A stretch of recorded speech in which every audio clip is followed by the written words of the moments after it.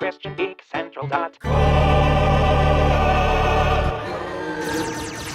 still! You lied to me! In my face! In the face! Put it in the peanut butter. In my face! I thought you said this guy was a Christian. What is this? Liberate tu me. Hey guys, Peter Franson here from christiangeekcentral.com, back for more of my bookshelf tour.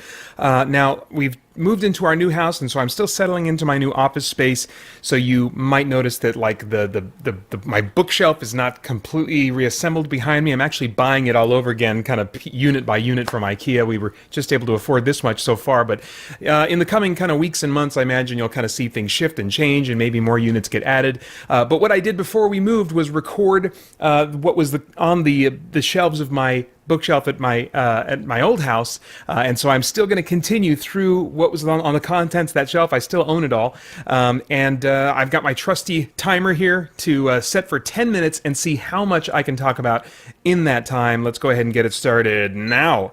All right, so we are in Xbox 360 games at this point, and I'm ready to talk about BioShock. Oh my gosh, this game had a massive impact on my gaming life, I should say, because prior to playing BioShock, I'd only ever played mostly not action games at all, like turn-based RPGs, stuff that didn't require like quick reflexes and really fast thinking and stuff, because I'm a slow, deliberate thinker. I like to take my time and really process my options. You know, I don't do well if you tell me to make a choice or respond really quickly. You know, it's like, nah, I can't do it. So I had avoided action games for the longest time, and I guess I heard one too many reviews that were just like, oh, BioShock, it's amazing, everyone should play this game, you know, and I had a friend, too, that, had credibility with me that was like, dude, you should really give this a try. I tried it once, it stressed me out because thematically it was like, oh man, this is dark and freaky and weird, and I misinterpreted that as like difficulty at the time, so I set it aside. I was like, it's going to be way too hard for me. But years later, I gave it another shot, played it on easy, and I discovered, wow, I can actually make it through this game. I'm having so much fun.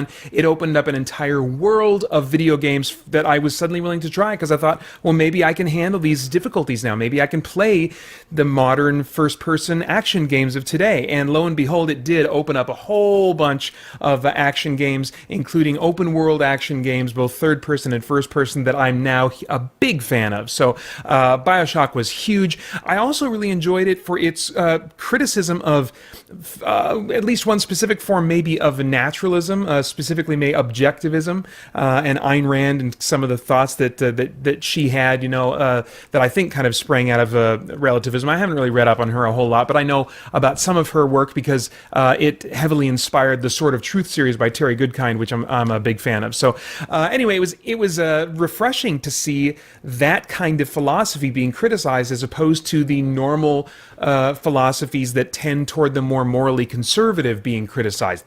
Criticizing those in fiction, especially geek fiction, is like a dime a dozen, but criticizing the more naturalistic side of philosophy was really refreshing and interesting to me, and challenging some ideas of maybe moral relativism or something. So anyway, interesting stuff. I also did play and enjoy BioShock Infinite. They introduced the idea of the multiverse, which is kind of, at one point, it was kind of like an escape hatch that was being attempted to be used in the scientific community to avoid the problems with strictly naturalistic evolution and the amount of time that would be required for certain things to develop, both in terms of, if I remember correctly, our planet, and then also life specifically on our planet having enough time to do its thing and get us to where we are today. So it was interesting to see them kind of tap into that. As I understand it, I don't think that the multiverse hypothesis might be coming back in a little bit more. I don't know. I'd recommend checking out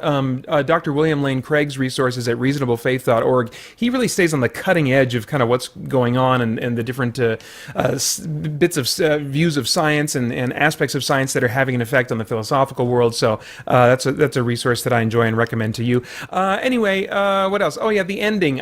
It's not fresh in my mind, but I remember it being kind of like nonsensical or like postmodern in the sense that, like, well, if you really think deeply, it'll make sense, you know. Well, maybe if you throw logic out the window, then I don't know. I guess you can't really make sense if you throw logic out the window, but maybe you'll feel better about it if you throw logic out the window. Anyway, weird ending. I found that kind of unsatisfying in terms of, you know, a story ending, but very interesting in terms of like, now what is inspiring philosophically this type of ending. You know, it gave me a lot to think about on a meta level. It was unsatisfying for me on a story level. But anyway, Borderlands. Okay, that was a game that I tried after trying Bioshock. I was like, maybe I can do more of these kind of first-person action games.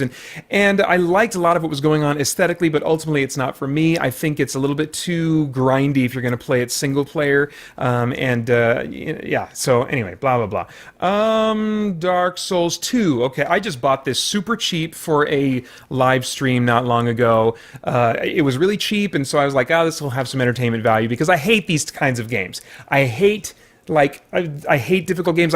Specifically, I hate dying or failing in some way and then being forced to repeat the same material again as punishment. That is so not my idea of a good time. I don't enjoy taking on that challenge and playing the same thing over and over and over again until I get good. Not fun for me. Not fun. So anyway... I bought that for you sick people to enjoy that would enjoy just seeing me be terrible at something like that. So stay tuned, and maybe you can get me to play it for Extra Life or another stream. Dead Island. This was another game that I really enjoyed. First-person action, and I still really enjoy it, but it's just too intense for me to play frequently. You know, I don't like playing... I definitely don't like playing scary games for fun, and games that are like super suspenseful. Like Bioshock is kind of about on like the edge. That's about as intense as I want to go, and it's not the difficulty that makes those kinds of games intense. It's just the atmosphere. It's just like, oh my gosh, this is like creepy, and jump scares and all that kind of stuff. Dead Island, it does have a little bit of difficulty for me, but not enough to be prohibitive or really discouraging. I think at the end of the day, it's just like, I am tired of walking around and wondering if this dead body is going to leap up at me. So I don't play that as often as I'd like, considering how much I enjoy the gameplay itself. What else? Let's see here. Oh, Dead Space. Now, this one is definitely too scary for me. I bought it a number of years ago for an Extra Life live stream. I didn't quite get around to it this last year at Extra Life, but I imagine I'll dig it out again to keep me awake if I don't find a better option. Please let there be a better option, because it's so freaking scary. In fact, I put a video up from that Extra Life stream where I played this game, and I just tried to cut down to all the best moments of me getting the crap scared out of me. Oh my gosh, I love the monster concept because it's all inspired by John Carpenter's The Thing and this body horror-based gore type of monster, you know. So I love aesthetically what's going on there, and I would love to watch a live-action Dead Space movie. I don't want to play that game. I don't want to be forced to have agency in that world and step forward into the thing that's going to jump out at me. Even on easy, you know, it's not difficult. I'm not really in danger of dying, but the game freaking stresses me out. So anyway, maybe you can get me to play that on a stream, but I don't play it for fun anymore. I only keep it for streams. Dishonored was another one that I really hoped I would enjoy in light of Bioshock, but it ended up ultimately being too kind of puzzly for me. I just felt like, well, if I go in guns blazing, the combat is a little bit too difficult for me. It just keeps me a little bit too close to death for my tastes. And to avoid combat, I really have to think in terms of stealth. How can I move around and work the situation in my favor? And so ultimately, it just kind of felt like a puzzle game, you know, and I didn't really want to play that. I didn't want to have that kind of pace of game. I'm usually not into that. I did like the Portal games, but that's another story. Dragon Age Origins and Dragon Age Awakening, the full-length expansion to Dragon Age Origins. Dragon Age Origins is one of my all-time favorite role-playing games.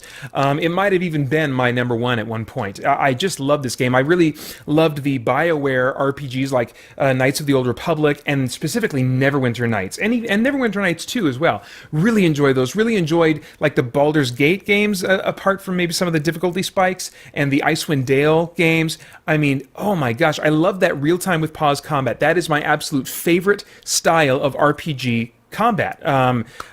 Yeah, I think so. I think it is. Yeah, and to have it in this game with some of like kind of the AI control and customization that you could use in say like Final Fantasy 12. I was like, oh, you can do some of the AI stuff here.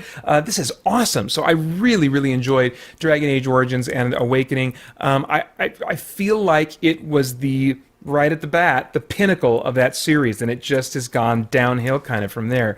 Let's see here. Dragon Age 2. Okay, speaking of going downhill.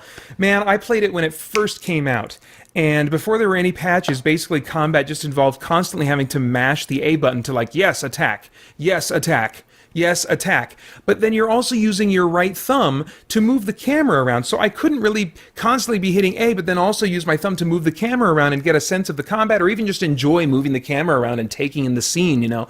And so oh man, not to mention reused dungeons, the smaller scale of the story. Come on, I wanted, if anything, more epic, more huge, and you know, the stakes to be even higher and bigger, you know. And I didn't feel like it made up for higher, bigger stakes by having a more intense emotional connection. I didn't feel any more really connected to the world or the characters or the story, and part of that is because like I just generally don't connect to games in that way for whatever reason. I haven't quite figured myself out. Let's see here. There was fewer equipment options in that game, so I couldn't customize my guys as much. I feel like it was the beginning of BioWare's fear of RPGs, you know? They were really known for a long time, especially on PC, for their RPGs and just really catering to that RPG crowd. But then along came Mass Effect, and I'm going to have to end on this topic. Along came Mass Effect, and I feel like starting with that, they were trying to branch out and kind of reach more of kind of like the action type of gamer. And so, but with both Mass Effect, starting with the first one, they stripped away more of the RPG elements as they went into Mass Effect 2. They saw that commercially probably working for them. I don't know if that was the key to the success or if it was other things. I don't know, but that's probably, I would guess that would be, you know, a logical reason they would think, oh yeah, stripping away RPG elements that makes our games more popular, you know. And I feel like that's certainly what happened with Dragon Age 2, and I think they learned a little bit from that when they brought out Dragon Age Inquisition, but I still feel like they didn't go back really to a core RPG experience, and I'm thinking, you know, we may not see that again, because with Mass Effect Andromeda having just come out and it not feeling far more like an action game than an RPG or even an action RPG to me, just says to me, yeah, I think BioWare is kind of done, or they're leaving behind, or they just don't have people there anymore. This is the impression I get, that are really passionate about, let's make an RPG for RPG fans, you know. I just don't feel like that's where they're at anymore, which is a real bummer, because they did at one time create what off and on continues to be my favorite role-playing game of all time, and that's Neverwinter Nights, the first one. So anyway, all right, well, that's all I had time for this time. Next time we'll get into Dragon's Dogma, Dungeon Siege 3, and then into the Bethesda games like Oblivion and Skyrim. All right, so no time for that right now, but stay tuned and I'll talk about it next time. Thanks, bye.